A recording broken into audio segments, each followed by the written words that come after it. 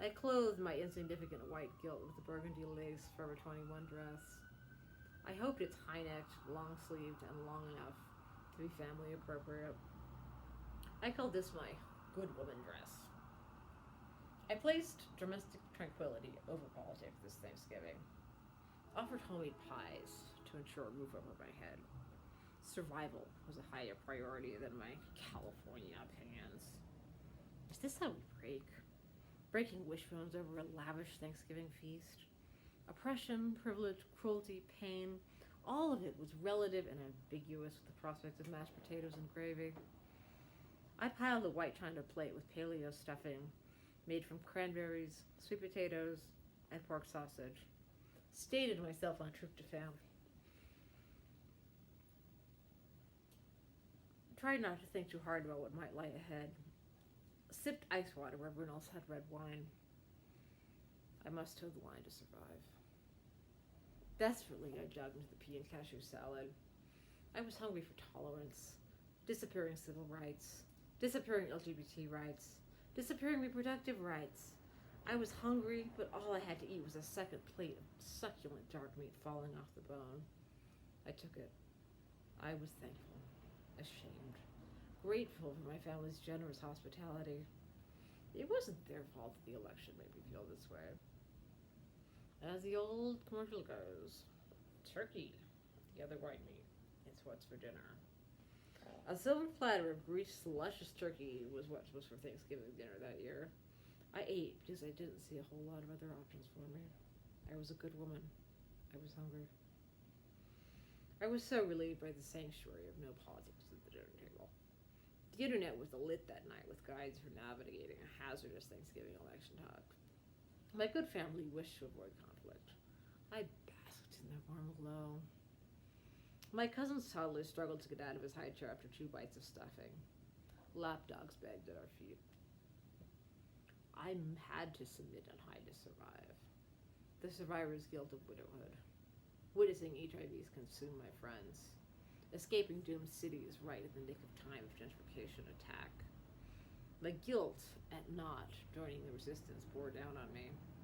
My survivor's guilt would only increase in the years to come, if I even did survive. I ate guilt mixed with greens and vinaigrette dappled with pomegranates. I ate complicity with key lime pie smothered in whipped cream. Taste of ashes in the tart finish. My wife's ashes I scattered in Echo Park Lake.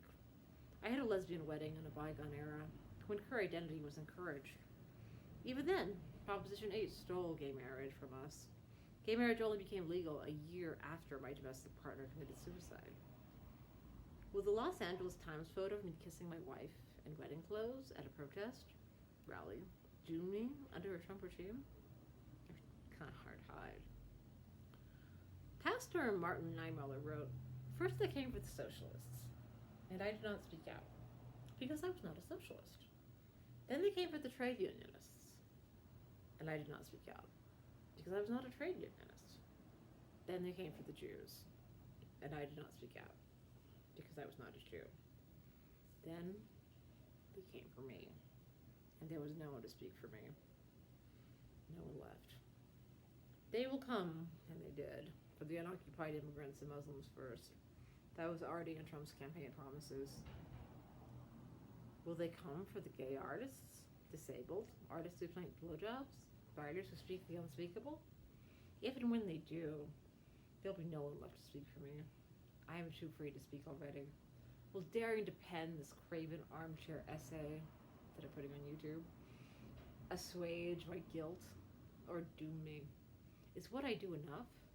Is what I've done already too much? Everything is uncertain in Trump's new America. Everything is uncertain at the Thanksgiving table, too.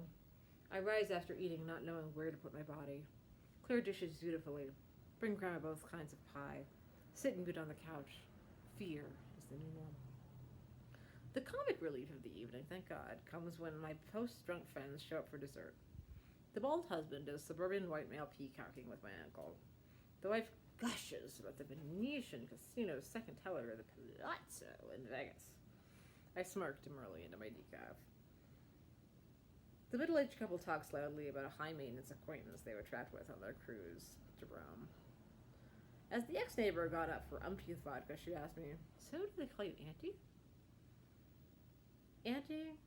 I realized I had aged into an auntie, sitting overdressed without children or spouse. Auntie, cousin, niece, granddaughter. I'm just the all-purpose eccentric relation who's always around, I said, teetering on a rose gold heel.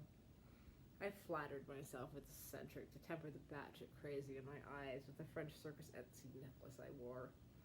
A technicality, not a place to quibble. We do what we can. I am not as brave as some. I'm not as in danger as some. I can't go to protests. I can't be arrested and take off all my psych meds. Yet I went to downtown Oakland during the anti-Trump protest this month to do a lesbian reading. We do what we can. The disabled do what we have the spoons for.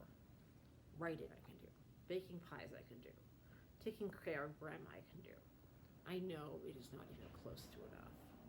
I watched CNN in horror. Scrolled Twitter and Facebook from my basement bunker watching the country explode outside. It was not my duty to avert the inevitable Trumpocalypse. That was impossible. I had only to drive grandma home from Thanksgiving. That I could do. In AA we recited, we admitted we were powerless. I will never drink again. I turned the page of swords repeatedly in last night's tarot session. The page of swords reverse means powerlessness before stronger forces.